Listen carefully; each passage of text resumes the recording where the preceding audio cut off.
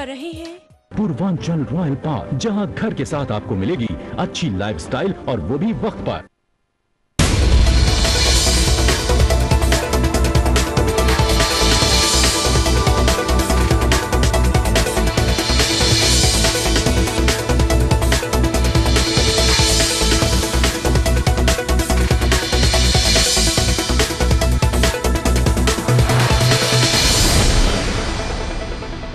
नाजरीन, आपका इस्तकबाल है फिर एक बार हमारे इस प्रोग्राम में जिसका नाम है हम बदलेंगे देश बदलेगा।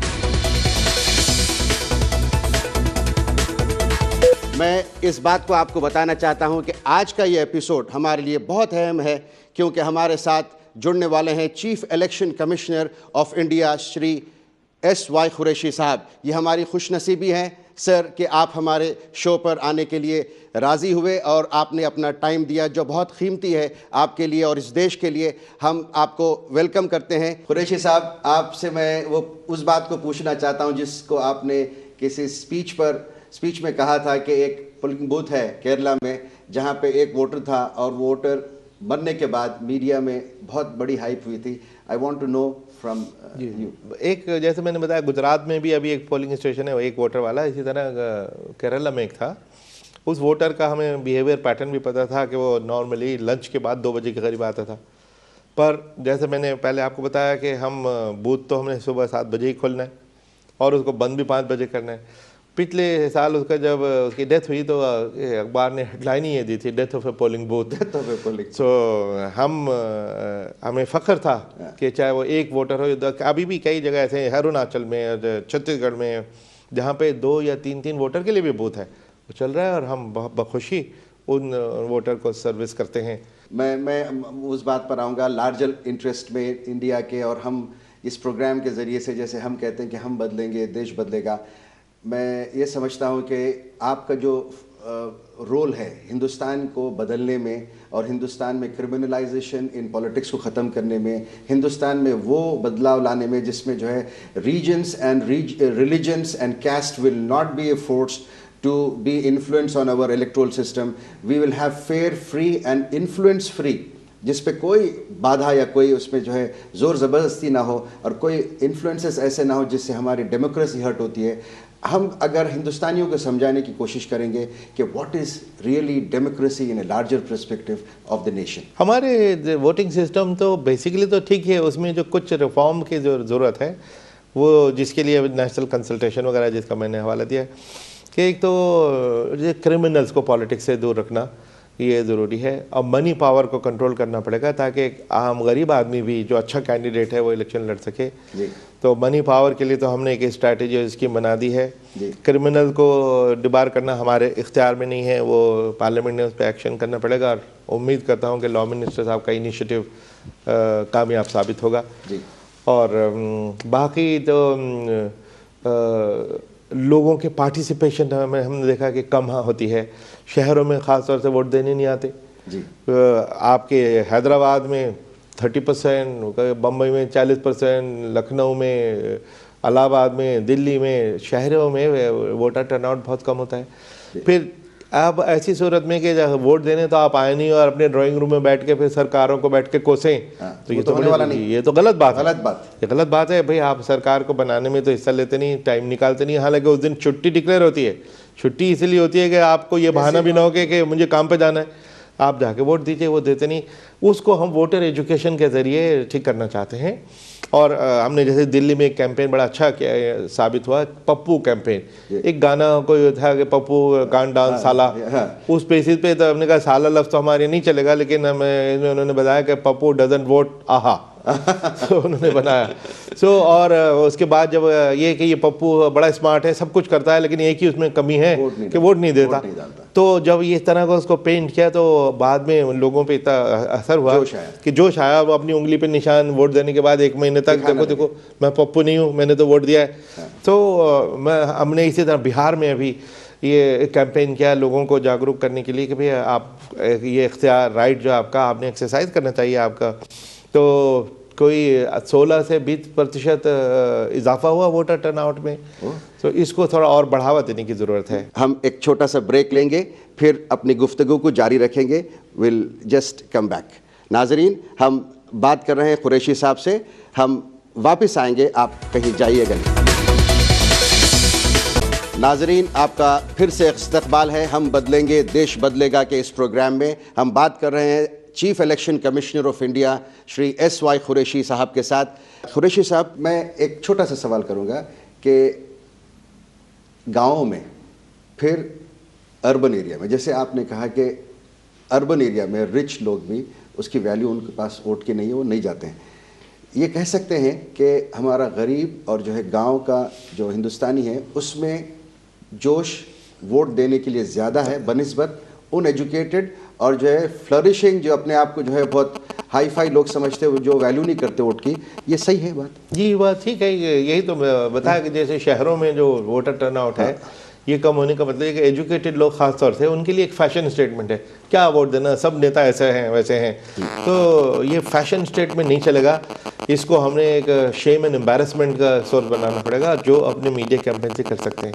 अब बच्चों को हम अपील करेंगे, अपने माँ बाप को पकड़ो जो वोट नहीं देने जाते, कि आपने वोट क्यों नहीं दिया। और फिर जब वो सरकार को बैठे हुए कोस रहा हो, उस वक्त वो अपने बाप को पॉइंट आउट करेंगे वोट देने तो आप गए नहीं थे, अब आपको क्या इख्तियार है क्रिटिसाइज करने का।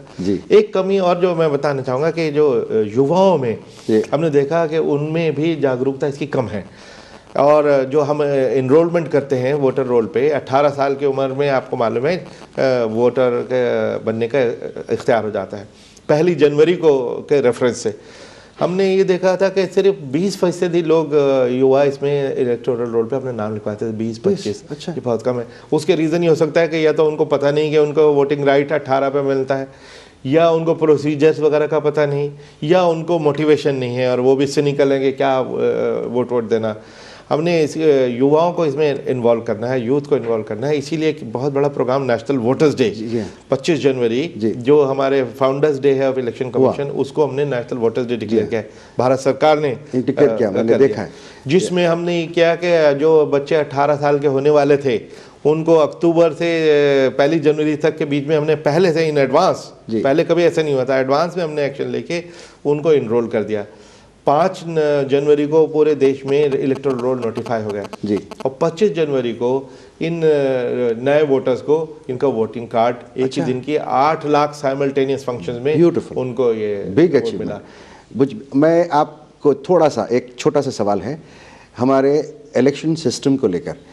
हम स्टेजेस में जैसे assembly elections, parliament elections, metros में म्युनिसिपल इलेक्शंस एंड पंचायत में सरपंच वगैरह के जो इलेक्शंस होते हैं, ये सब processes involve same voters, same number of voters and same type of voters. India is बहुत बड़ा नेशन है, ये एक साथ होना क्या बोलते हैं वेदर की वजह से और कई और वजह से मुश्किल है। लेकिन आपको नहीं लगता कि अगर ये एक यूनिफॉर्म हो तो कॉस्ट्स कम हो जाएंगी और क्रिमिनलाइजेशन कम होगा और इफेक्टिवली इसको मैनेज करने में आसानी होगी? तो इसमें आप कुछ कहेंगे? ये आप ने अच्छा मुद्दा उठाया। ये काफ़ी लोगों की तरफ से ये सुझाव है कि इलेक्शन साइमल्टेनियस होना चाहिए, क्योंकि पहले जब शुरू हुआ था इलेक्शन सिस्टम 1950 में और 52 में सबसे पहले इलेक्शन हुए, उस वक्त तो पार्लियामेंट और विधानसभा एक साथ ही हुए थे। लेकिन हुआ ये कि बाद में कई विधानसभाएं किसी न किसी वजह से वो डिज़ोल्व हुई, तो वो मिड टर्म पोल करने पड़ गए। अब उसको कॉन्स्टिट्यूशन को अमेंड करके ये साइमल्टेनियस इलेक्शन का सिस्टम करने के लिए एक डिमांड है जी। ये आसान नहीं है और बहुत ही गौरतलब है। इस पर नेशनल डिबेट का मुद्दा है और इस पर ऑलरेडी कुछ डिबेट हो रही है। तो मुझे तो वैसे नहीं लगता कि इतनी जल्दी ये शायद मुमकिन हो पाएगा, लेकिन बहुत अच्छा रहेगा। लेकिन अच्छा रहेगा क्योंकि एक ही उसमें लोगों का इकोनॉमी भी होती है जी। पर एक उसका डाउन साइड भी है कि देखिए नेशनल इलेक्शन में आपके मुद्दे दूसरे होते हैं, पंचायत इलेक्शन में या विधानसभा के इलेक्शन में दूसरे होते हैं। तो ये भी ना हो कि लोकल पॉलिटिक्स जो है वो नेशनल प्रायोरिटीज़ को इफेक्ट करे। उसके फ़ायदे भी हैं अलग अलग होने के और उसके नुकसान भी हैं। मैं कुछ पॉलिटिकल पार्टी से, मैं नाम नहीं लेना चाहूँगा, कुछ वर्कर्स से, कुछ पॉलिटिशियन से मैंने बात की है इस प्रोग्राम को करने से पहले, वहाँ पर उन्होंने ये कहा कि एक्सपेंडिचर आज पंचायत सरपंच के इलेक्शन में भी बहुत ज़्यादा हो रहा है। मैं फिगर्स में नहीं जाऊँगा क्योंकि हमारे पास कोई प्रूफ तो आके बोलने वाला नहीं है कि मैंने इतना खर्च किया। तो जब एक्सपेंडिचर की ही बात हो रही है और मशीनरी के utilization cost to the nation, हमारा ultimately it is our money, हिंदुस्तानियों का पैसा है जो लगता है। आई थिंक 1300 करोड़ कुछ इलेक्शंस में खर्चा होता है एक उसमें, तो वो इफ़ेक्टिवली गवर्नमेंट को इम्प्लीमेंट करना चाहिए। तो आप कैसे उसको, मतलब in your capacity as you are holding the fort now, आप कैसे उसको आगे बढ़ाएंगे? ये आपने ठीक है, पंचायत में भी खूब पैसा यूज़ हो रहा है, बहुत ज़्यादा, क्योंकि एक तो पंचायतों के पास फंड बहुत आ गए हैं, इस वजह से लोगों को लालच होता है कि ये फंड को मैं कंट्रोल करूँगा और खर्चा करते हैं। और इलेक्शन में जितना खर्चा करेंगे वो करप्शन का एक सोर्स बन रहा है जी। क्योंकि जो आदमी 10 लाख 20 लाख या 1 करोड़ खर्च करके आएगा तो वो 10 लाख कमाने की कुछ सोचेगा। तो बदकिस्मती की बात है कि ये एक आयरॉनिकल है कि इलेक्शन जो सिस्टम जो बेसिकली साफ़ सुथरी सरकार और एडमिनिस्ट्रेशन देने के लिए होता है, वही एक सोर्स ऑफ करप्शन बन जाए। इस तरफ तो पूरे देश को विचार करने की ज़रूरत है और ये जो रिफॉर्म प्रपोजल्स हैं इस रोशनी में ही उन पर बातचीत हो। हम एक छोटा सा ब्रेक लेंगे, फिर अपनी गुफ्तगू को जारी रखेंगे। Will just come back. नाजरीन, हम बात कर रहे हैं कुरैशी साहब से, हम वापस आएंगे, आप कहीं जाइएगा नहीं। नाजरीन, आपका फिर से इस्तकबाल है हम बदलेंगे देश बदलेगा के इस प्रोग्राम में। हम बात कर रहे हैं chief election commissioner of India Shri SY Qureshi साहब के साथ। कुरैशी साहब, मेरे पास कुछ सवालात हैं, ETV के सर्वे में भी कुछ हमारे पास सवालात आए हैं, तो मैं चाहता हूं कि आप प्लीज़ इसमें से कुछ लिफ्ट करें और वी विल सी हु। मैंने सवाल आपको किया था, लेकिन सवाल फिर वही है कि कहीं पर पॉलिटिकल पार्टीज़ में पॉलिटिशियंस को उनके आपके जो इंस्ट्रक्शंस है उसको तोड़ने के लिए कहीं एक ऐसा एग्जाम्पल है जिसको सज़ा हुई है? देखिए, सज़ा होती है, कई बार डिस्क्वालिफिकेशन हुई है कि इलेक्शन 6 साल तक नहीं लड़ सकता, ये होता रहता है। और एक्सपेंडिचर स्टेटमेंट न देने पे हज़ारों लोग डिस्क्वालीफाई होते हैं, लेकिन उसमें बस एक कमी है कि वो डिस्क्वालिफिकेशन एक्सपेंडिचर स्टेटमेंट न देने पे सिर्फ 3 साल का है, जबकि 3 साल तक वो इलेक्शन कोई उसने लड़ना नहीं तो उसको असर नहीं हुआ। अब हमने कहा उसको कम से कम 6 साल करो ताकि अगला इलेक्शन कम से कम एक इलेक्शन तो वो मिस करे जी। तो सज़ा होती है, लेकिन जहाँ होनी चाहिए, जैसे ये क्रिमिनल केसेस पेंडिंग है नेताओं के खिलाफ, वो 10-10 साल 20-20 साल तक चलते हैं। तो इस बीच में आप इमेजिन कीजिए किसी ने कोई रेप या मर्डर डकैती का इल्ज़ाम हो और वो पावर में रहे इतने साल, ये तो बहुत मायूब बात है। बहुत मायूब। दूसरा सवाल हम लेते हैं, आप एक प्लीज।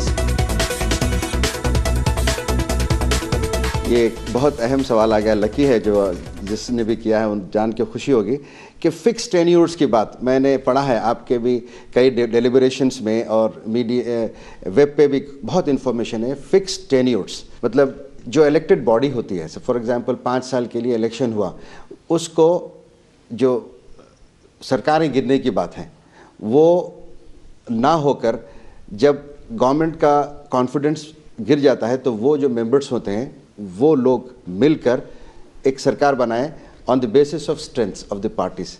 ये सवाल है। जी हाँ, यही सुझाव जो इसी कॉन्टेक्स्ट में है कि जो साइमल्टेनियस इलेक्शन होने के जो फायदे हैं और वो साइमल्टेनियस इलेक्शन अब हो नहीं पाते। लोग कहते हैं कि देखो हमेशा इलेक्शन ही होते रहते हैं। हाँ।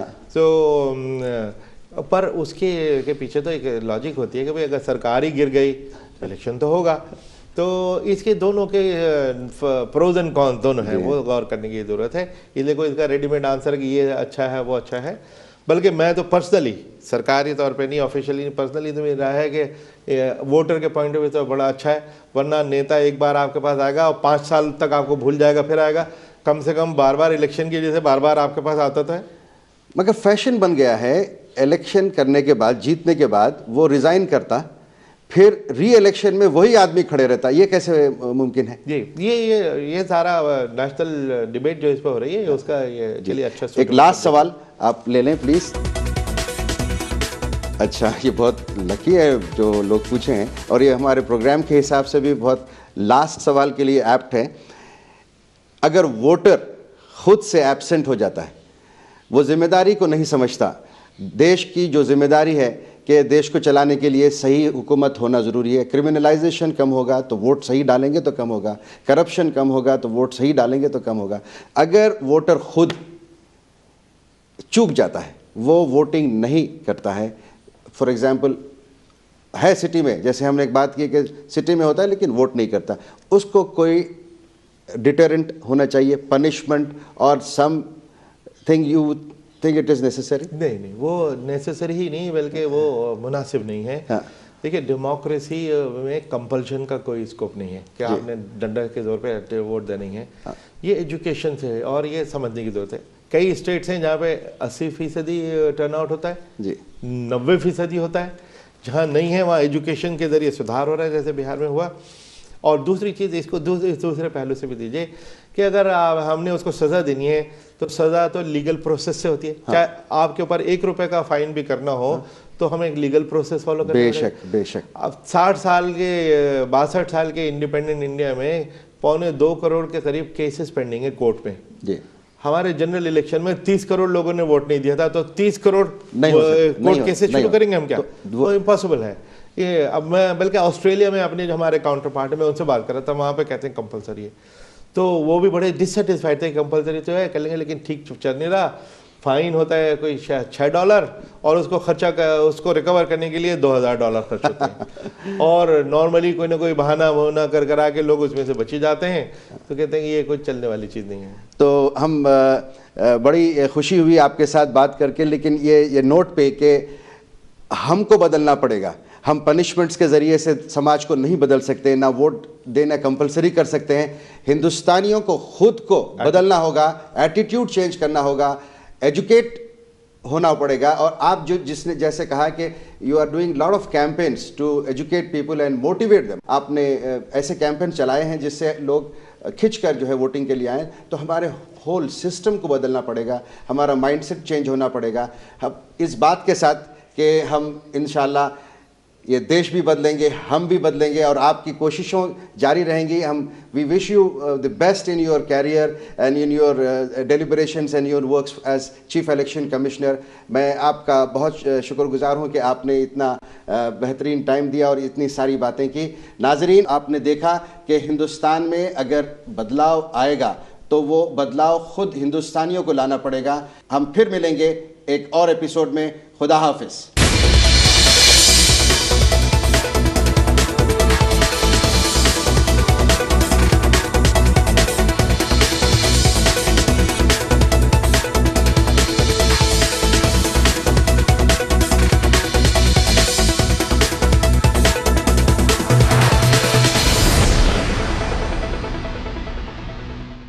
इस प्रोग्राम को पेश कर रहे